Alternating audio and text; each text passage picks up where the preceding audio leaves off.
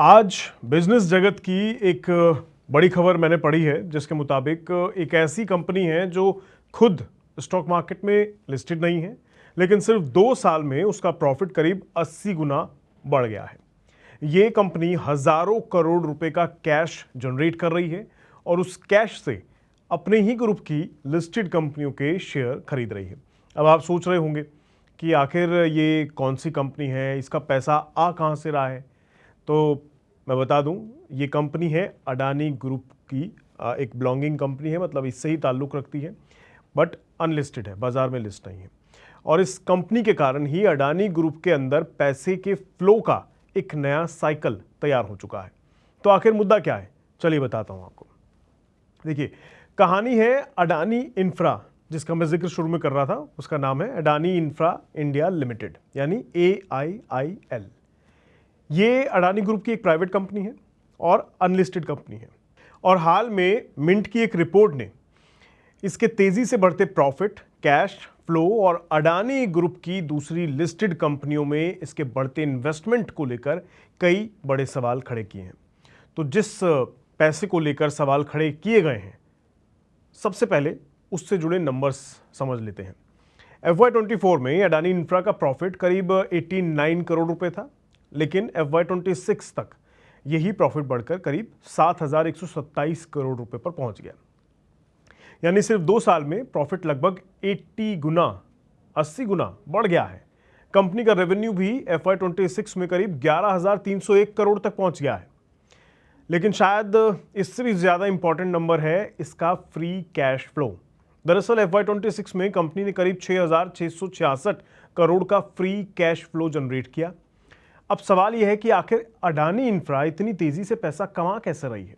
दरअसल पिछले कुछ सालों में अडानी ग्रुप ने ports, power, renewable energy, transmission, airport और दूसरे जो इंफ्रास्ट्रक्चर बिजनेस हैं उनमें बहुत बड़ा इन्वेस्टमेंट किया है। FY26 में अडानी ग्रुप का कैपिटल एक्सपेंडिचर करीब 1.53 लाख करोड़ रुपए रहा। इन बड़े बड़े प्रोजेक्ट्स को मैनेज और एग्जीक्यूट करने में अडानी इंफ्रा की भूमिका काफी बढ़ गई है। कंपनी को ग्रुप की दूसरी कंपनी से प्रोजेक्ट मैनेजमेंट कंसल्टेंसी यानी PMC और इंजीनियरिंग, प्रोक्योरमेंट और कंस्ट्रक्शन यानी EPC से जुड़े काम मिल रहे हैं। आसान भाषा में समझें तो अडानी ग्रुप की अलग अलग कंपनियां बड़े इंफ्रास्ट्रक्चर प्रोजेक्ट्स बना रही हैं, लेकिन उन प्रोजेक्ट्स को प्लान करना, मैनेज करना, एग्जीक्यूट करना और कंस्ट्रक्शन से जुड़ी एक्टिविटीज को कोऑर्डिनेट करने में अडानी इंफ्रा बड़ी भूमिका निभा रही है। यानी एक तरफ अडानी ग्रुप की ऑपरेटिंग कंपनीज इंफ्रास्ट्रक्चर प्रोजेक्ट्स पर पैसा खर्च करती है और दूसरी तरफ उसी ग्रुप की प्राइवेट कंपनी अडानी इंफ्रा पर उन प्रोजेक्ट से जुड़े कॉन्ट्रैक्ट्स के जरिए रेवेन्यू और प्रॉफिट कमाती है। और नंबर्स बताते हैं कि यह बिजनेस कितना तेजी से बढ़ा हुआ है। FY26 में अडानी इंफ्रा की करीब 95% रेवेन्यू अडानी ग्रुप की ही कंपनी से आई है। यानी कंपनी की इनकम का बहुत बड़ा हिस्सा एक्सटर्नल कस्टमर से नहीं आ रहा है, बल्कि अडानी के इकोसिस्टम के अंदर से ही आ रहा है। यहां अब कहानी को आप अडानी ग्रुप की सेंट्रलाइज इंफ्रास्ट्रक्चर स्ट्रैटेजी कह सकते हैं, लेकिन असली ट्विस्ट इसके बाद आता है, क्योंकि अडानी इंफ्रा सिर्फ पैसा कमाकर बैठ नहीं गई है, बल्कि जैसा कि मैं शुरू में कह रहा था, ये अडानी ग्रुप की लिस्टेड कंपनीज के शेयर खरीद रहे हैं इसी के जरिए। दरअसल 2026 में अब तक अडानी इंफ्रा ने करीब 11,500 करोड़ रुपए से ज्यादा का इन्वेस्टमेंट अडानी ग्रुप की 4 लिस्टेड कंपनीज में किया है। इसमें करीब 1,583 करोड़ अडानी इंटरप्राइजेज, करीब 1,725 करोड़ अडानी एनर्जी सॉल्यूशंस और 5,626 करोड़ अडानी ग्रीन एनर्जी और करीब 2,627 करोड़ अडानी पावर में लगाए गए हैं। अगर इस पूरे फ्लो को बहुत आसान सी भाषा में समझें तो कहानी कुछ इस तरह है कि अडानी ग्रुप की लिस्टेड कंपनीज इंफ्रास्ट्रक्चर प्रोजेक्ट्स पर पैसा खर्च करती है। उन प्रोजेक्ट से अडानी इंफ्रा को कॉन्ट्रैक्ट्स मिलते हैं। अडानी इंफ्रा रेवेन्यू और प्रॉफिट कमाती है, कैश जनरेट करती है और फिर उसी कैश से अडानी ग्रुप की लिस्टेड कंपनीज में इन्वेस्टमेंट कर देती है। यही वजह है कि मिंट ने इसे अडानी ग्रुप की एक नई कैश काउ कह दिया है। लेकिन यहां एक बेहद इंपॉर्टेंट सवाल खड़ा होता है। अगर अडानी इंफ्रा की लगभग 95% रेवेन्यू ग्रुप की ही कंपनी से आ रहा है, तो क्या ये बिजनेस वास्तव में इंडिपेंडेंट है या फिर ये अडानी ग्रुप के अंदर इंफ्रास्ट्रक्चर एक्टिविटीज़ को एक जगह कंसोलिडेट करने का तरीका है? और इससे भी बड़ा सवाल यह है कि लिस्टेड कंपनीज और प्राइवेट प्रमोटर कंट्रोल्ड कंपनीज के बीच होने वाले इन ट्रांजैक्शंस में माइनॉरिटी स्टेक होल्डर्स के इंटरेस्ट पूरी तरह सुरक्षित हैं या नहीं?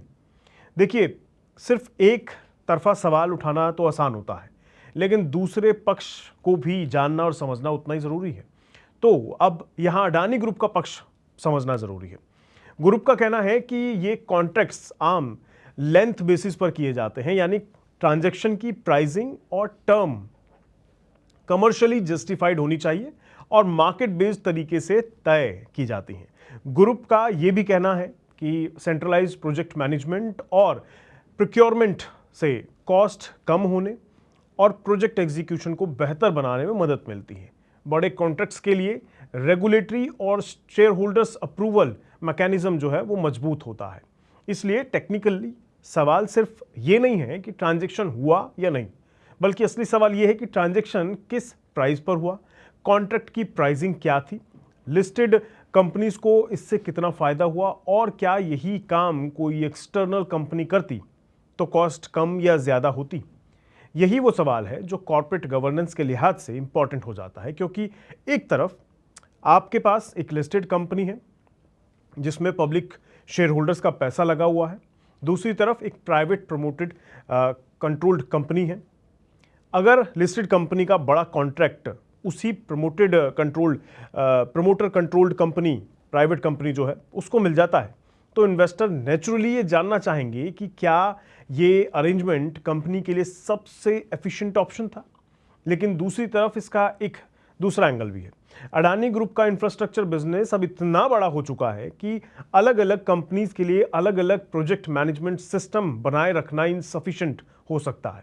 अगर एक सेंट्रलाइज्ड कंपनी इंजीनियरिंग, प्रोक्योरमेंट और प्रोजेक्ट एग्जीक्यूशन को संभालती है तो ग्रुप को इकोनॉमिक्स ऑफ सेल मिल जाती है, मतलब थोड़ा एग्जीक्यूशन करने में इजीली हो जाता है, आसान हो जाता है।